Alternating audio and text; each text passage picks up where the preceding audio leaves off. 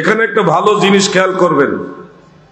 আল্লাহ তাআলা সাহাবায়ে কেরামকে বলতেছে যারা নবীজির সাথে আছে তারা কুফফার, আলাল কুফর বলেননি, কুফফার বলেছেন। যদি বলতেন যে কুফরির ব্যাপারে তারা বড় কট্টর, তাহলে এক ধরনের দৃষ্টিভঙ্গি আসতো। কিন্তু আল্লাহ কুফর শব্দ ব্যবহার না করে বলছেন কুফফার, কাফেরদের ব্যাপারে তারা বড় কট্টর। যারা ইসলামের শত্রু তাদেরকে দমন করার ব্যাপারে রসুল পাকের সঙ্গী যারা, তারা বড় কট্টর। কিন্তু নিজেদের ব্যাপারে তারা রুহামা, তারা অনেক রহমশীল, দয়াশীল। এই যে আল্লাহ তাআলার পক্ষ থেকে প্রশংসা এবং তাদের সার্টিফিকেট, এটা কিন্তু আমাদের বেলায় কখনোই কল্পনাও করা যায়। ওনারা যে ভালো মানুষ, ওনারা যে ইসলামের ব্যাপারে কট্টর, কাফেরদের দমন করে ইসলাম প্রতিষ্ঠা করার ব্যাপারে কট্টর, এটা কিন্তু আল্লাহ তাআলা নিজে সার্টিফিকেট দিলেন। আরেক জায়গায় আল্লাহ তাআলা বলেন রাদিয়াল্লাহু আনহুম ওয়া রাদু আন যালিকা লিমান খাশিয়া রাব্বাহু। তাদের উপর আল্লাহ তাআলা নিজে সন্তুষ্ট হয়ে গেছেন এবং তারাও আল্লাহ তাআলার উপরে সন্তুষ্ট। যালিকা লিমান খাশিয়া রাব্বাহু। প্রিয় ভাইরা, যুবক ভাইরা, আপনাদের দৃষ্টি আকর্ষণ করছি, অনেক সময় আমরা বলি যে হযরত বড় পীর আব্দুল কাদের জিলানী রাদিয়াল্লাহু আনহু, হযরত ইমাম আবু হানিফা রাদিয়াল্লাহু আনহু, হযরত মুজাদ্দিদ আল ফিসানি রাদিয়াল্লাহু আনহু, মানে আল্লাহর ওলিগণের নামের সাথে রাদিয়াল্লাহু আনহু শব্দটা ব্যবহার করি। করলে অনেকে বলেন উনি মূর্খ, উনি কোরআন হাদিস বুঝে না, উনি সাহাবীদের ব্যাপারে যে শব্দ ব্যবহার করার কথা সেটা ওলি পীর সাহেবদের নামের সাথে ব্যবহার করছে, উনি ভণ্ড, উনি বিদআতি, বিভিন্ন ধরনের শব্দ চয়নের শব্দাস্ত্র নিক্ষেপ করে আমাদেরকে আঘাত করেন। কিন্তু আমার ভাইয়েরা, মনে হয় আরো একটু খেয়াল করা উচিত। এখানে আল্লাহ তাআলা সাহাবায়ে কেরামের উপরে সন্তুষ্ট কথাটা উল্লেখ করেছেন রাদিয়াল্লাহু আনহুম। আল্লাহ তাআলা সমস্ত সাহাবীদের উপরে সন্তুষ্ট, রাজি এবং খুশি। নিঃসন্দেহে সমস্ত সাহাবায়ে কেরামের ব্যাপারে রাদিয়াল্লাহু আনহু বলতে হবে, এটা কোনো ইখতিলাফের বিষয়ও নয়। কিন্তু আমরা যে পীর আউলিয়া ইমামদের নামের সাথে রাদিয়াল্লাহু আনহু বলি, এটা আবার নাজায়েজও নয়। তাফসীরে রুহুল বায়ানের 7ম খণ্ডের মধ্যে আল্লামা ইসমাইল হাক্কি হানাফি রাহমাতুল্লাহ আলাইহি তিনি এই মাসআলাটা ডিটেইলস আলোচনা করেছেন। করতে গিয়ে এক কথায় লিখেছেন রাদিয়াল্লাহু আনহু লাইসা বিতাখসিসিন বিসসাহাবা। সাহাবায়ে কেরামের ব্যাপারে রাদিয়াল্লাহু আনহু এই দোয়াটা খাস নয়, নির্ধারিত নয়, অন্যদের বেলায় ব্যবহার করা যাবে। এটা আহলে সুন্নাত ওয়াল জামাতের চূড়ান্ত রায়। কিসের ভিত্তিতে ব্যবহার করা যাবে? শেষের অংশটা, আয়াতের শেষের অংশটা খেয়াল করেন। আল্লাহ তাআলা বলেছেন যালিকা লিমান খাশিয়া রাব্বাহু। এই মহান ইজ্জত, সম্মান, মর্যাদা হলো লিমান খাশিয়া, যে ভয় করে রাব্বাহু, তার রবকে। তাহলে নিঃসন্দেহে সাহাবায়ে কেরাম আল্লাহ তাআলাকে সবচেয়ে বেশি ভয় করতেন, তাবিঈগণ ভয় করতেন। তবে আল্লাহ তাআলা আরেক আয়াতে বলেছেন ইন্নামা ইয়াখশাল্লাহা মিন ইবাদিহিল উলামা। আলেমদের ব্যাপারে আল্লাহ তাআলা বলেছেন যে নিশ্চয় আলেমরা আল্লাহ তাআলাকে ভয় করে। সুবহানাল্লাহ। আর আগের আয়াতে আমরা জানলাম লিমান খাশিয়া রাব্বাহু, যারা রবকে ভয় করে তাদের উপর আল্লাহ রাজি। সুবহানাল্লাহ। এই যে মুতলাকান বিষয়টার পরের আয়াতে আমরা জানলাম আলেমরাও আল্লাহকে ভয় করে। তাহলে কোরআনের এক আয়াত আরেক আয়াতের ব্যাখ্যা, এক আয়াত আরেক আয়াতের সহযোগী হিসেবে আহলে সুন্নাত ওয়াল জামাতের ইমামরা বলেছেন যে আলিম যারা, আলেম বলতে আমরা না, যারা যুগের বড় বড় মুজতাহিদ ছিলেন, হাফিজুল হাদিস ছিলেন, বড় বড় ইমাম ছিলেন, তাদেরকে আমি বুঝাচ্ছি। ওই সমস্ত আলিমদের ব্যাপারেও রাদিয়াল্লাহু আনহু লেখা পবিত্র কুরআন দ্বারা প্রমাণিত, সাব্যস্ত, জায়েজ।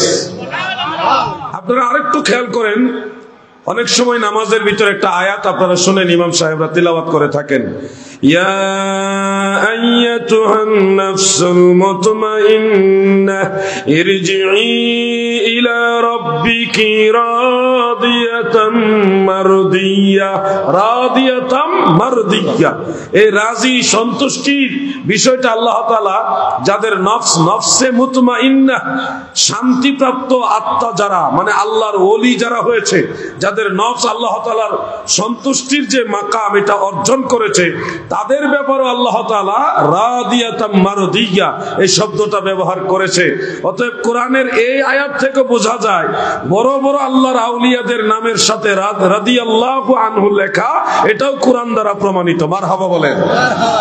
প্রিয় ভাই আমার, আমরা অনেকেই না জেনে হুটহাট করে কথা বলি, এটা আদৌ উচিত নয়।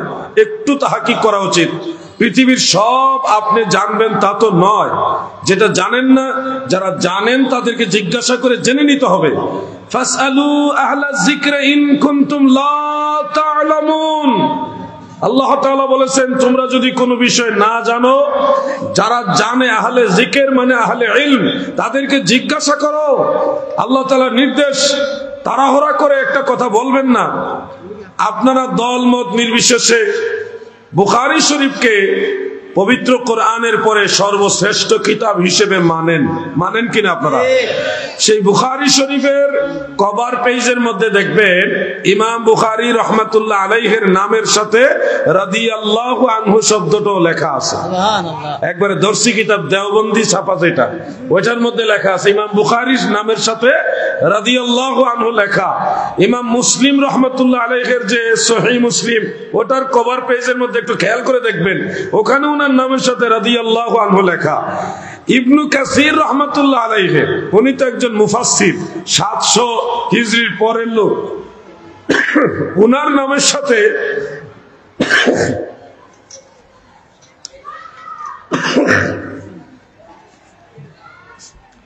তাফসীর ইবনে কাসিরের মুকদ্দমার মধ্যে হাফেজ ইমাদউদ্দিন ইবনে কাসির রহমাতুল্লাহ আলাইহির নামের সাথেও রহমাতুল্লাহ আলাইহি এবং রাদিয়াল্লাহু আনহু দুইটাই লেখা আছে।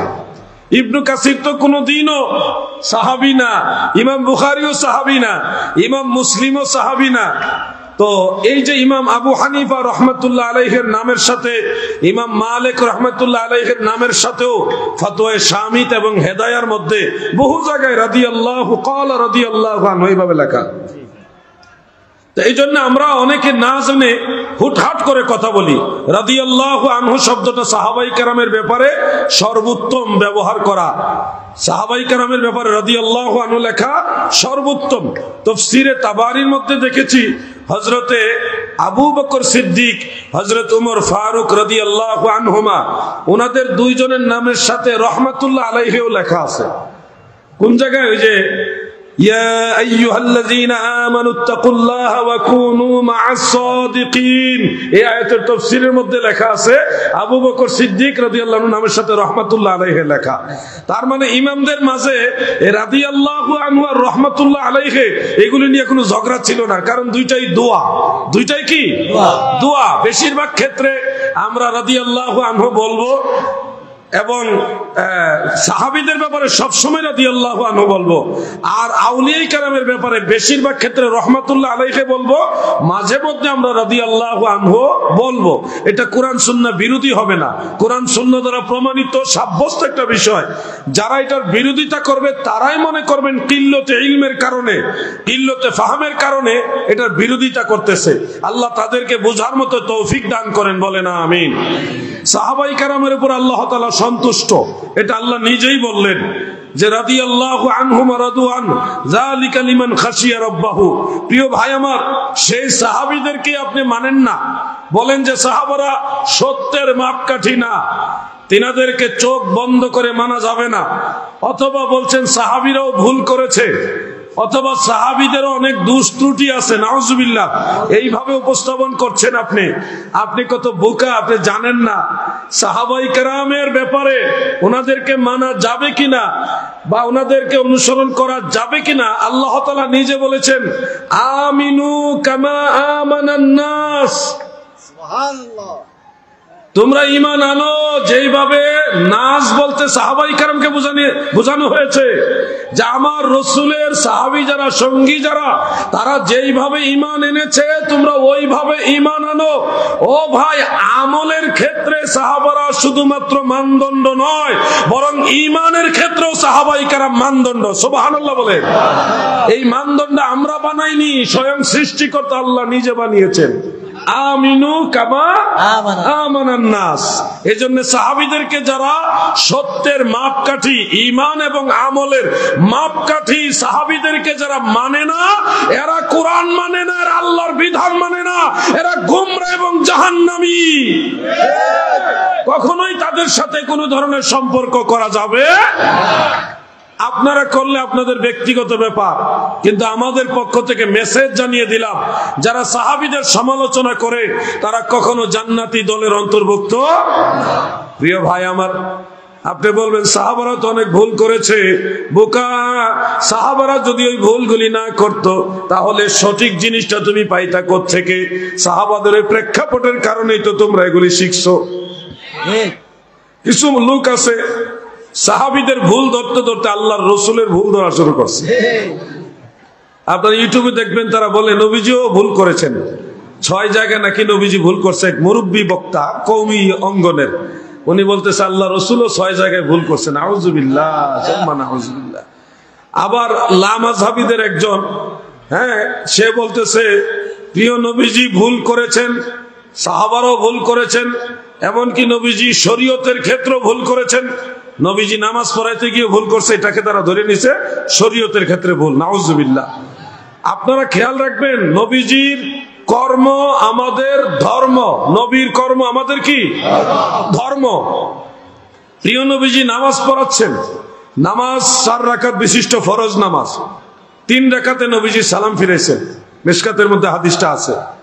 সালাম ফিরানোর পরে জুল ইয়াদাইন, লম্বা হাতওয়ালা একজন সাহাবী প্রিয় নবীজিকে বললেন, ইয়া রাসূলুল্লাহ, আল্লাহ তাআলা কি নামাজ কমিয়ে দিয়েছে নাকি আপনি ভুলে গেছেন? সুবহানাল্লাহ। অর্থাৎ ওই সাহাবীদের আদব দেখেন, যেহেতু নবীজি 4 রাকাত বিশিষ্ট নামাজে 3 রাকাতে সালাম ফিরিয়ে ফেলেছেন, সেহেতু উনি ভেবে নিয়েছেন নিশ্চয়ই আল্লাহ তাআলা 1 রাকাত কমায় দিয়েছেন, নাইলে নবীজি তো 1 রাকাত কম পড়ার কথা না। ইয়া রাসূলুল্লাহ, আল্লাহ তাআলা কি 1 রাকাত নামাজ কমিয়ে দিয়েছেন নাকি আপনি ভুলে গেছেন? প্রিয় নবীজি জবাবে বললেন, লাম আনসা ওয়া লাম তাকসুর, আমি ভুলিনি এবং নামাজও কমানো হয়নি। সুবহানাল্লাহ। নবীজি কখনো প্রবৃত্তির তাড়নায়, আন্দাজে, অনুমানে কথা বলতেন না। সূরা নজমের মধ্যে কথাটা আছে, আমা ইয়ানতিকু আনিল হাওয়া ইন হুয়া ইল্লা ওয়াহয়ু ইউহা। নবীজি যা বলতেন সেটা ছিল ওহী, প্রত্যাদেশ, আল্লাহর নির্দেশ।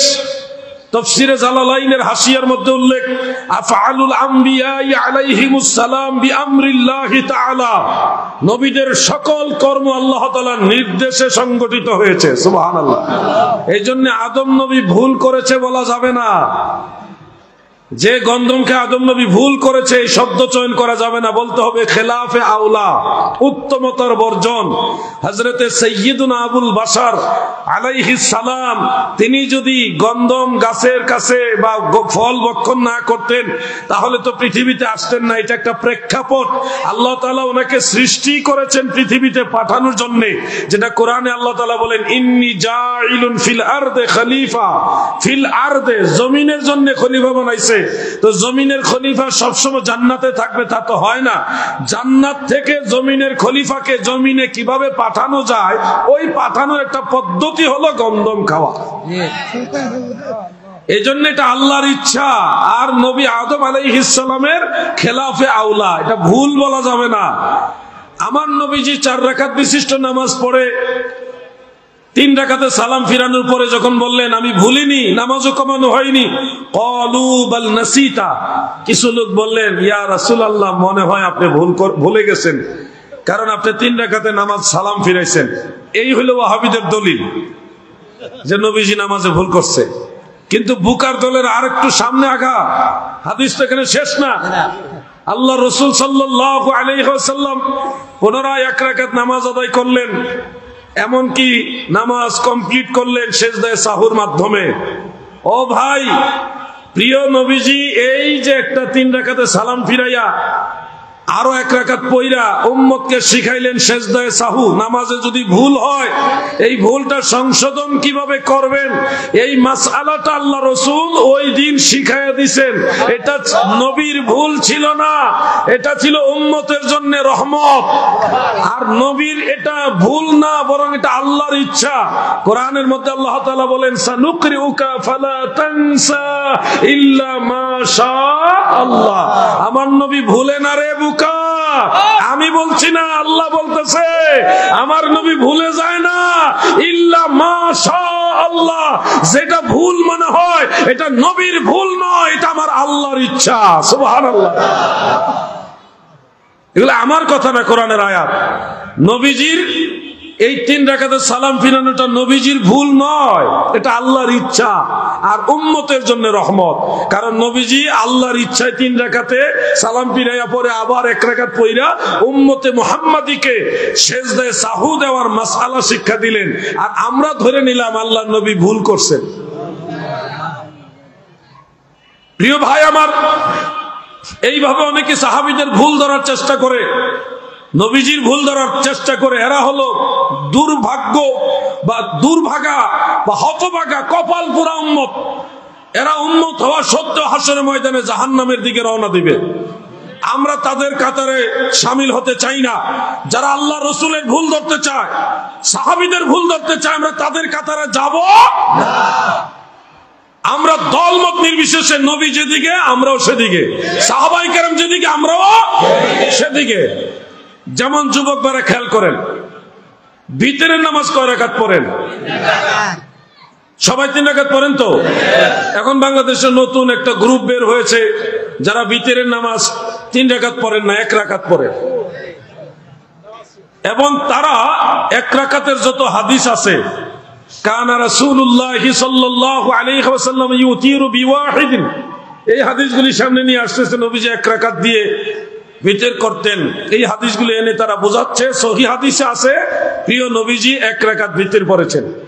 আপনারাও কনফিউশনের মধ্যে পড়ে যান যে সহিহ হাদিসেই 1 রাকাতের কথা থাকলে আমরা 3 রাকাত পড়ার দরকার কি? 1 রাকাতই তো ভালো, সুবিধা, কম টাইমে পড়া যায়, আপনাদের জন্য সুবিধা, তাই না? শুনুন ভাই আমার, হাদিস তারা বুঝে না, এই জন্য তাদের মধ্যে সমস্যা হয়েছে। 1 রাকাত বিতরের যে হাদিস, এটা শুধুমাত্র 1 রাকাত বুঝায়নি। এখানে বলা হয়েছে কানা রাসূলুল্লাহ সাল্লাল্লাহু আলাইহি ওয়াসাল্লাম ইউতিরু বিওয়াহিদিন। এখানে বা হরফ যুক্ত করে ওয়াহিদ শব্দের সাথে সংযুক্ত রয়েছে বিওয়াহিদিন। এই বা অক্ষরটা মূলত 15 থেকে 17টা কারণে আসে। এর মধ্যে একটা অর্থ হলো বা মানা মা, অর্থাৎ এই 1 রাকাত বিচ্ছিন্ন নয়, বিওয়াহিদিন দ্বারা এই 1 রাকাতকে টোটাল আলাদা বুঝায় না, বরং অন্য নামাজের সাথে এটা সংযুক্ত বুঝায়, মা আরেকটার সাথে মিল এটা বুঝায়। আপনি যদি 2 রাকাত পড়েন তাহলে এই 1 রাকাত ওই 2 এর সাথে মিলাই দিলে কয় রাকাত হয়ে যাচ্ছে? অর্থাৎ বিওয়াহিদিন দ্বারা 1 রাকাত বুঝায় না, ঘুরে ঘুরে 3 রাকাতই বুঝায়। সুবহানাল্লাহ। কেমনে বুঝলাম? ওই যে বিওয়াহিদিন একটা অক্ষর আছে এখানে বা, এই বা অর্থ দিয়ে বুঝাইলো এ একটা আলাদা না, বিচ্ছিন্ন না, এটা সংযুক্ত। এখন 1 রাকাত আপনি যদি 2 রাকাতের সাথে সংযুক্ত করেন কয় রাকাত হয়? আচ্ছা যাক, আমরা 2 রাকাতের সাথে সংযুক্ত করলে আমাদের সাথে মিলে যায়, এটা আলাদাই করি। 4 রাকাতের সাথে সংযুক্ত করলে কত হয়? তা 5 রাকাত পড়েন, ওটা পছন্দ হবে না। এরা হলো ফিতনাবাজ। সাহাবায়ে কেরামদের মাঝে এই ভিতরের নামাজ কত রাকাত এটা নিয়ে ইখতিলাফ দেখা দিয়েছিল। আল্লাহর হাবিব প্রিয় নবীজি 3 রাকাত, 5 রাকাত, 7 রাকাত, 9 রাকাত এরকম বিভিন্ন সংখ্যায় ভিতর আদায় করেছেন মর্মে বিভিন্ন রিওয়ায়েতে আছে। সাহাবারা যখন যেটা দেখেছে ওইভাবে আমল করা শুরু করলেন। কেউ 5 রাকাত, কেউ 7 রাকাত, কেউ 9 রাকাত, অধিকাংশ 3 রাকাত, এইভাবে আমল করা শুরু করলেন। কেউ আবার ওই দেখা গেছে 1 রাকাতটা কেমনে, এটার আর একটা ব্যাখ্যা আব্দুল্লাহ ইবনে ওমর বলেছেন যে 2 রাকাত নামাজ পড়ে সালাম ফিরাইয়া আবার তিনি দাঁড়ায়া 1 রাকাত আদায় করতেন। এটা হলো হযরত আব্দুল্লাহ ইবনে ওমর রাদিয়াল্লাহু আনহুর আমল। তো এটা কিন্তু এক রাকাতটা ভিতরের আলাদা আমল বোঝাচ্ছে না, যে দুইয়ের সাথে এটাও একটা মিল আছে, কিন্তু সালাম দুইটা বানাইছে উনি। সালাম কয়টা? দুইটা বানাইছেন। এই রিওয়ায়াতটা মানে সাহাবীদের মাঝে যে যেরকম নবীজিকে দেখেছে ওইভাবে আমল করা শুরু করলেন। এইভাবে একটা বিশৃঙ্খলা, আমলের বিশৃঙ্খলা আর কি দেখা দিল। হযরত ওমর ফারুক রাদিয়াল্লাহু আনহুর খেলাফতের আমলে এই ভিতরের নামাজ এটা কিভাবে মীমাংসা করা যায় তিনি দায়িত্ব নিলেন। সমস্ত বিখ্যাত বিখ্যাত সাহাবীদেরকে দাওয়াত দিলেন মদিনা শরীফে, সবাই আসলেন।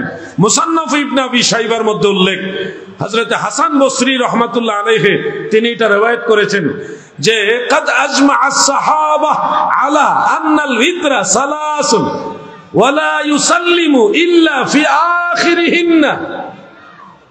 সমস্ত সাহাবায়ে কেরাম এক জায়গায় হলেন, হয়ে তিনারা ঐকমত্য পোষণ করলেন, সবাই একমত হলেন এই মর্মে যে ভিতরের নামাজ হবে 3 রাকাত, মাঝখানে বৈঠক হবে কিন্তু সালাম হবে না, শেষেই শুধুমাত্র সালাম হবে, এক সালামে 3 রাকাত।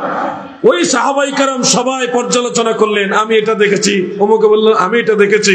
তিনারা দেখতে দেখতে দেখা গেছে আল্লাহর নবী সর্বশেষ কোন আমলের উপরে বহাল ছিলেন।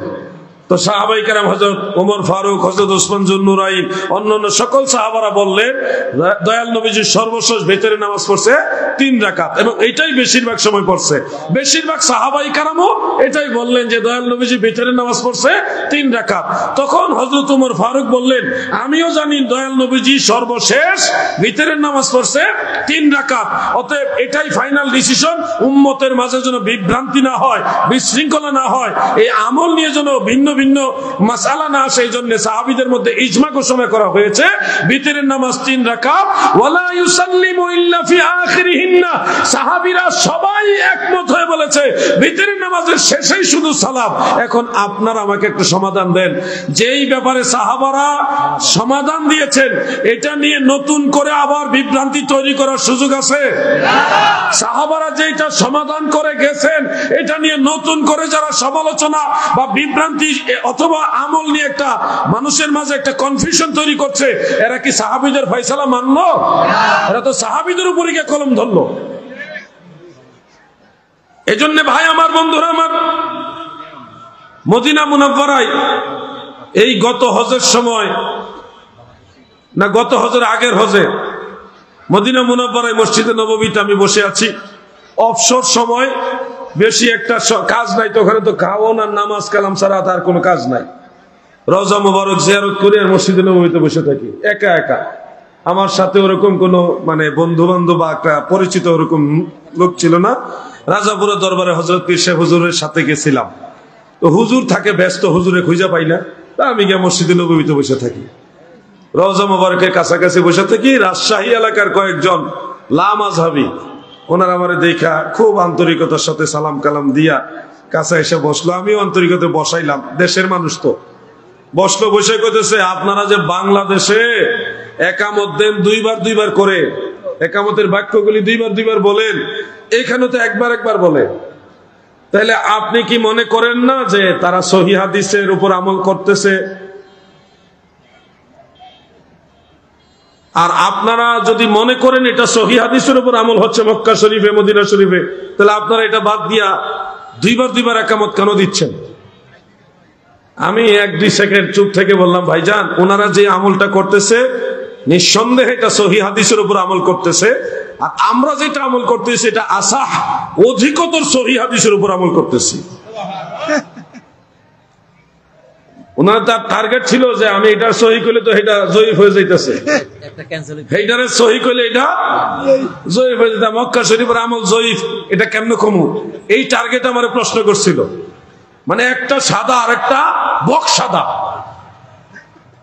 আমি এইভাবে উত্তর দিছি, একটা লাল আর একটা টুকটুকা লাল, কোনটা জয়ীফ না। বুঝলাম তার একটা সহি, আপনারা যে অধিকতর সহিটা কেমনে বুঝলেন? আমি বললাম যে হযরত বেলাল রাদিয়াল্লাহু আনহু সহ নবীজির যারা মুয়াজ্জিন ছিলেন 8ম হিজরি পর্যন্ত ওনারা একামতের বাক্যগুলি একবারই বলছিলেন। মদিনা শরীফে মক্কা শরীফে ওনারা ওই হাদিসগুলির উপর আমল করতেছে, ওনারা রাসূলের হাদিসের বাইরে না। তা আপনারা কোন আমল করেন তাহলে? আমাকে প্রশ্ন করলো। আমি বললাম যে 8ম হিজরিতে হযরতে আবু মাহজুরা রাদিয়াল্লাহু আনহু ইসলাম গ্রহণ করার পরে ওনাকে প্রিয় নবীজি একামতের বাক্য দুইবার করে শিখাইছে। এটা সহিহ মুসলিমের মধ্যে উল্লেখ আছে।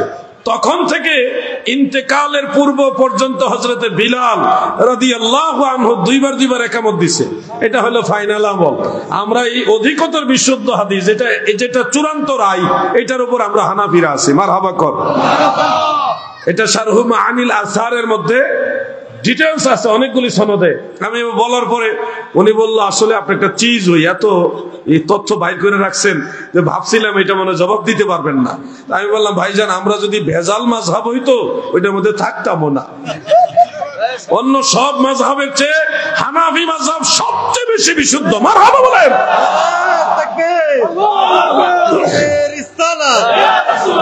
ঐতিহাসিক সুন্নি মহাসম্মেলন মুফতি আলাউদ্দিন জিহাদি সাহেব। প্রিয় ভাইরা, যুবক ভাইদেরকে বলছি, আপনাদের ব্রেনটা হলো, মাইন্ড করেন না, আপনারা অনেক সময় রাগ করেন যে আমরা ছোট করে কইতেছেন না। আমাদের অনেক বক্তারা মঞ্চে এসে যখন বলে যে যুবকরা শীতকালে তোমরা বিয়ে করো, আন্দোলন করো বিয়ে করার জন্য, বিয়ে করা উচিত, এই ধরনের ওয়াজ শুনলে তারা খুশি হয়। অথচ এই ধরনের ওয়াজ বক্তারা করে আমাদের যুবকদেরকে লেখাপড়া থেকে বিচ্ছিন্ন করার একটা ষড়যন্ত্র করতেছে। বিয়ে শাদী সবাইকেই করতে হবে, কিন্তু এর মানে যে ছেলেটা এখন মনোযোগী হয়ে লেখাপড়া করতেছে, মানুষ তো আপনি, এই সময় যদি আপনাকে বিয়ের চিন্তা মাথায় ঢুকায় দেয়, তখন আপনার লেখাপড়াটা আগের মতো কি ভালোভাবে হবে? এগুলি একটু ষড়যন্ত্র। আপনারা হয়তো আমরা এইভাবে বললে একটু কষ্ট পান, যে আপনারা ভালোভাবে খেয়াল করেন না, এগুলি বললে কষ্ট পান, কিন্তু আমরা আপনাদের ক্ষতি চাই না ভাইজান। যুবকদের বলছি, তরুণ সমাজ যারা, আপনাদের বলছি, আপনারা অনেক সময় তাদের মিষ্টি মিষ্টি কথা শুনে একটু কেমন কেমন হয়ে যান। সুন্নিরা বেশি গজল গায়, জিকির করে, চিল্লাইয়া কথা কয়, এগুলি আপনাদের কাছে ভালো লাগে না, তারা মিষ্টি হুজুর বেশি ভালো লাগে।